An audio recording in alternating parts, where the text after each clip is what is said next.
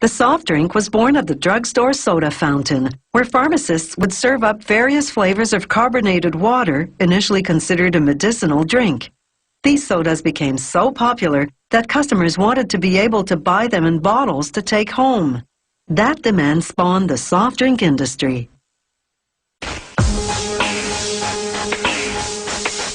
In 2003, almost 195 billion liters of soft drinks were sold around the world. That's 30 liters for every person on Earth. These 2-liter plastic bottles have just arrived from the bottle factory. Even though they're brand new bottles, the soft drink plant still has to clean them before filling them. This rinsing machine turns the bottles upside down, then flushes them with water the plant filters on site.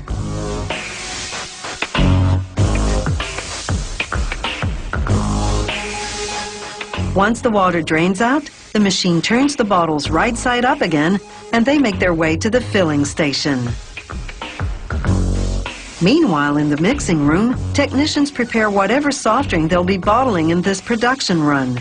Each recipe begins with filtered water. It makes up 86% of the drink. The rest is syrup. Each syrup recipe is a combination of carefully measured ingredients, natural and artificial coloring and flavoring, and one or more of various types of sugar, such as glucose or fructose, extracted from beets, corn, or cane.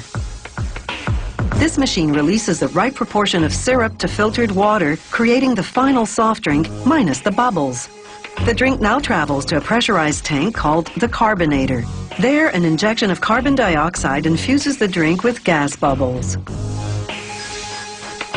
The carbonated soft drink now travels to the reservoir of the bottling machine.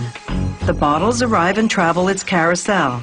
The machine removes the air in each bottle, then fills it with, in this case, 2 liters of cola.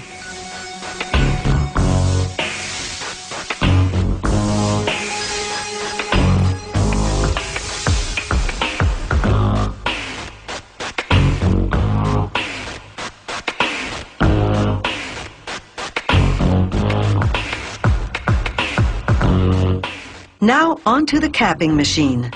The caps come down a chute propelled by filtered air. The machine twists a cap on the part of the bottle called the crimp, intertwining the threads of the cap and crimp tightly to hermetically seal the bottle. Next stop, labeling. The machine's roller applies cold glue to one metal plate after another. Each plate then grabs a label and applies it to a bottle.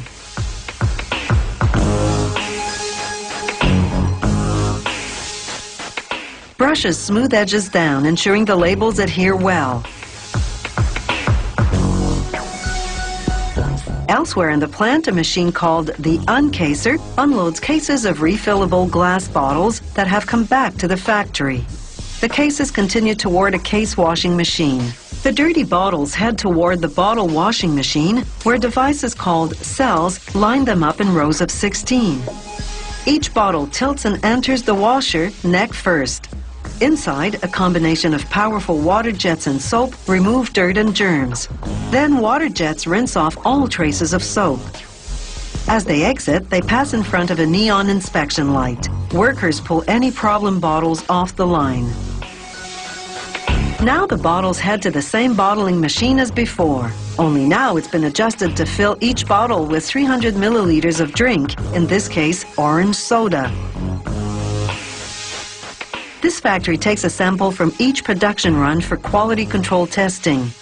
The lab technicians check such things as the dilution ratio of syrup to water, the carbonization level, and the airtight seal.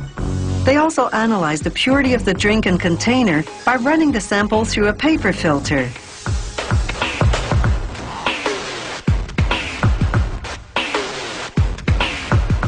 They put the filter into a petri dish containing the nutrients needed to grow microorganisms. Then they incubate at a precise temperature and observe if any bacteria grow. These glass bottles have old-fashioned bottle caps, not the twist caps the plastic bottles have. As each cap drops down onto a bottle, the machine squeezes it tightly, creating an airtight seal. Once the bottles are filled and capped, they go into shipping cases.